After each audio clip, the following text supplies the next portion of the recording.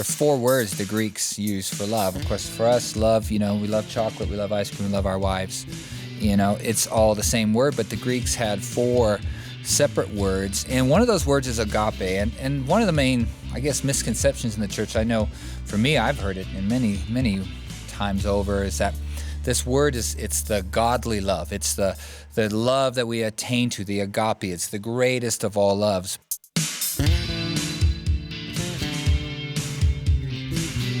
Hey, welcome to Whitefields Community Church Sermon Extra. Great to have you with us again this week. I'm here with Pastor Nick Cady, and he is the pastor of Whitefields Community Church here in Longmont, Colorado.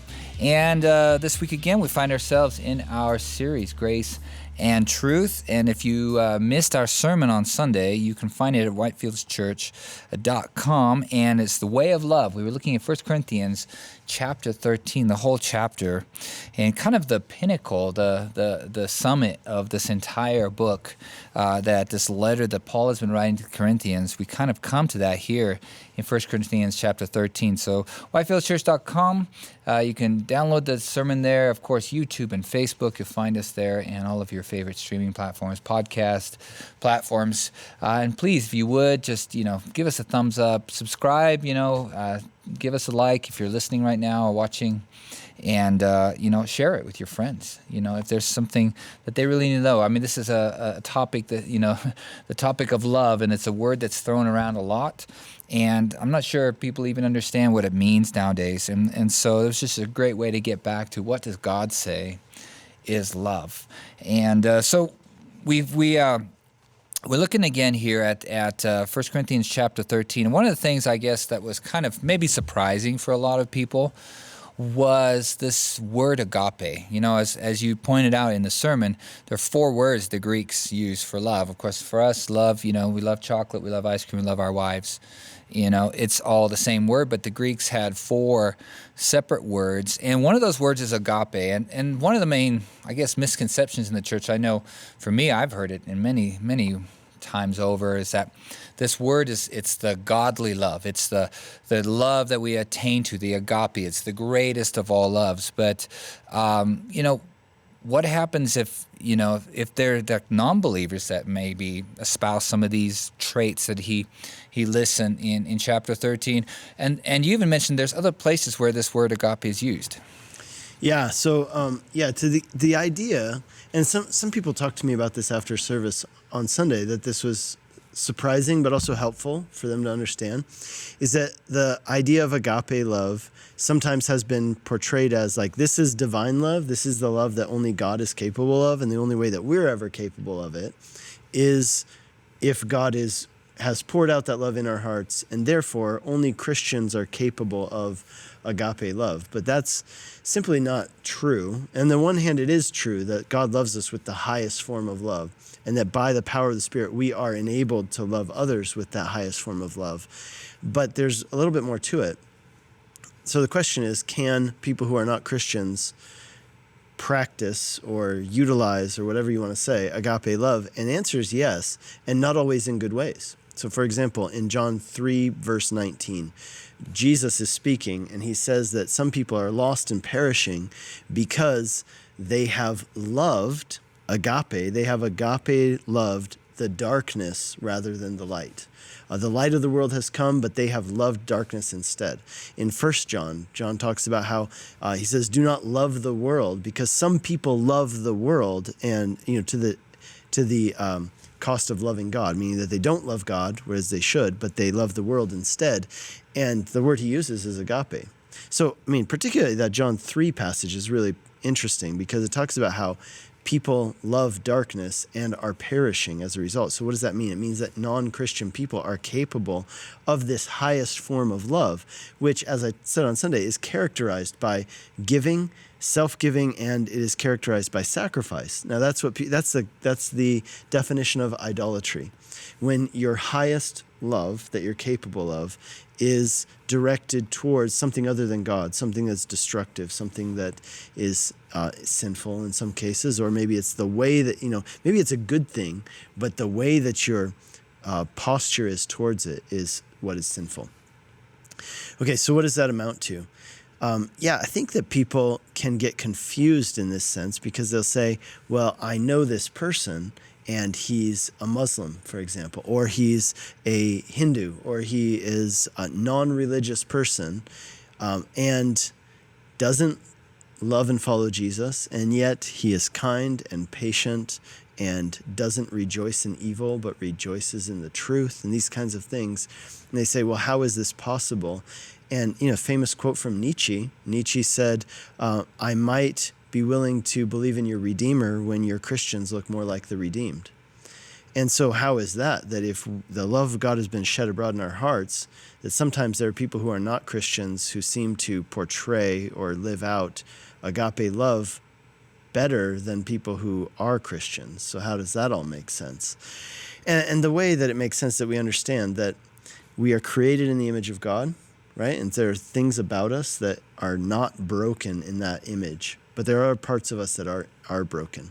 And I think it's actually a really important realization for people to come to, because I think there can be this idea that Jesus came to save bad people and make them nice people. But then what about the person who says, well, I don't think I am a bad people, right? I think I am one of those nice people. Therefore, I don't need Jesus, right? Maybe the murderers in the jail, they need Jesus, but not me, because I'm a pretty good person. I take my kids to school on time and things like that. I think that this is such an important message, and it's found throughout the New Testament. Look at the story of the prodigal son, the parable of the prodigal son. It's a story about two sons. One who was, your classic kind of like off the rails, sinner type, spending money, prostitutes, lewd stuff, drinking, etc., parties. But then the other son is the moral one, right? He's the one who didn't break any rules. And yet the point of the story is that the one son repents, but the other son doesn't. And in other words, there's more than one way to be lost. It means that good people need to be saved, not just bad people. And people who are generally kind and loving, it's possible to do that apart from being transformed, but only to, I would say there's a limit to it. John Calvin famously said that before a person is renewed, they are capable of good deeds, but they do those good deeds for skewed reasons. And he listed two. He said they do them for reasons of self-justification, right, to prove themselves to the world and to perhaps even God. And the other reason is self-glorification, basically to pat themselves on the back and say, hey, look at all the good things I do. I really am a good person. And so, when it comes to kids, I think people genuinely do love and care about their kids. But of course, that's part of how God made us to reflect his image as a father. And that image of God is not completely lost, even though we are wholly fallen into sin. So we reflect part of that image in that act. And yet, nice people need Jesus, because it takes only one sin to make you a sinner, right? All of us are born into sin, and therefore we all need to be redeemed. And apart from Jesus, there is no salvation. Yeah, it just reminds me, like many times, if there's like an accident or something happens, immediately they'll give, they'll say so many people were hurt or died, and they'll say, and there were, so many children among them. It's immediately we go to, it's just that in our, as you pointed out, it's that kind of image of God, that fatherly love that we have, unconditional, even for other people's kids, that we just kind of pour out for, anonymous kids were hurt on TV, and we're like, our hearts are broken for them, And it just reminded me, last year I was actually having a conversation with my neighbor. We were talking about Project Greatest Gift, which we're in the midst of right now. And, I was telling her, hey, we're doing this thing for kids, and she wanted to really get involved. And during the course of our conversation, she was the same thing about, it's just being good. That's what it's all about, right? It's just being good, And, people just have that sense that being loving, and it's just being good. I can be all of these things, but it's what are you loving? And I think that's an important part of the question. And I think, I think we were talking about it after service on Sunday. You were talking about this passage has been dissected so much. I think the phrase you used was that, in order to dissect something, you got to kill it. Many people have kind of kill this particular chapter. Yeah, the saying is that that this passage is beautiful, and dissecting is kind of like dissecting a flower. You can do it, but you destroy the flower in the meantime. And we don't want to destroy the passage. It's beautiful on its own, right? Yeah, I mean, you almost just can read it and just kind of take it in, and kind of want to kind of get out of the way of the passage itself. But I think it's been good for the church, as we've seen it in the context of the entire book.